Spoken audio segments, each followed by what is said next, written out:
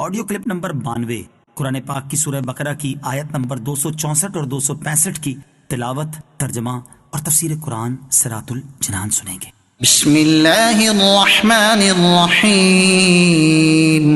ترجمہ: اللہ کے نام سے شروع جو نہایت مہربان رحمت والا ہے۔ یا ایہا الذین آمنوا لا تبطلوا صدقاتکم بالمن والأذى كالذي ينفق ماله رئاء الناس ولا يؤمن بالله واليوم الآخر فمثله كمثل صفوان عليه تراب فأصابه وابل فتركه صلدا لا يقدرون على شيء مما كسبوا والله لا يهدي القوم الكافرين۔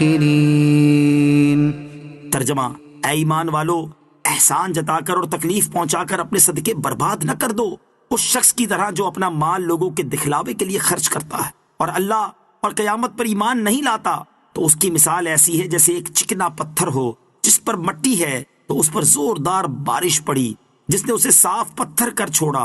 ایسے لوگ اپنے کمائے ہوئے اعمال سے کسی چیز پر قدرت نہ پائیں گے اور اللہ کافروں کو ہدایت نہیں دیتا۔ لا تبطلوا صدقاتکم، اپنے صدقے برباد نہ کر دو۔ ارشاد فرمایا کہ اے ایمان والو، جس پر خرچ کرو اس پر احسان جتلا کر اور اسے تکلیف پہنچا کر اپنے صدقے کا ثواب برباد نہ کر دو، کیونکہ جس طرح منافق آدمی لوگوں کو دکھانے کے لیے اور اپنی واہ واہ کروانے کے لیے مال خرچ کرتا ہے لیکن اس کا ثواب برباد ہو جاتا ہے، اسی طرح فقیر پر احسان جتلانے والے اور اسے تکلیف دینے والے کا ثواب بھی ضائع ہو جاتا ہے۔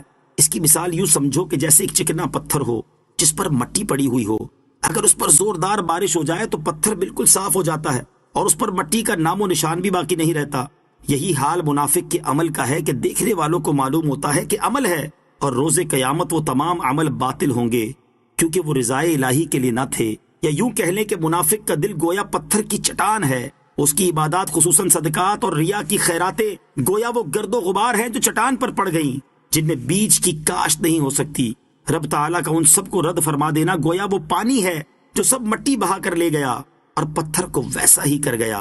اس سے معلوم ہوتا ہے کہ اگر صدقہ ظاہر کرنے سے فقیر کی بدنامی ہوتی ہو تو صدقہ چھپا کر دینا چاہیے کہ کسی کو خبر نہ ہو۔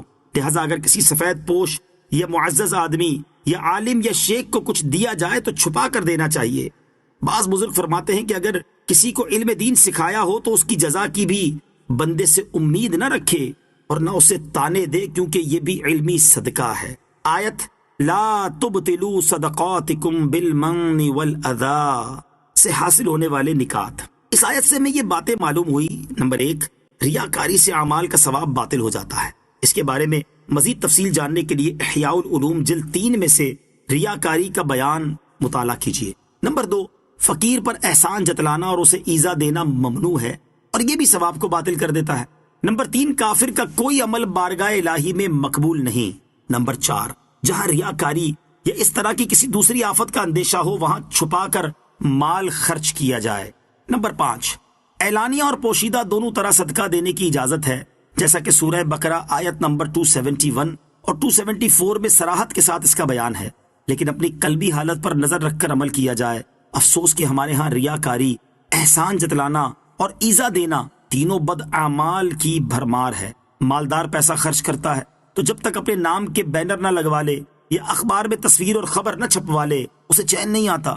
خاندان میں کوئی کسی کی مدد کرتا ہے تو زندگی بھر اسے دباتا رہتا ہے، جب دل کرتا ہے سب لوگوں کے سامنے اسے رسوا کر دیتا ہے۔ جہاں رشتہ دار جمع ہوں گے وہیں اپنے مدد کرنے کا اعلان کرنا شروع کر دے گا۔ اللہ تعالیٰ ایسوں کو ہدایت عطا فرمائے۔ وَمَثَلُ الَّذِينَ يُنفِقُونَ أَمْوَالَهُمُ ابْتِغَاءَ مَرْضَاتِ اللَّهِ وَتَثْبِيتًا مِّنْ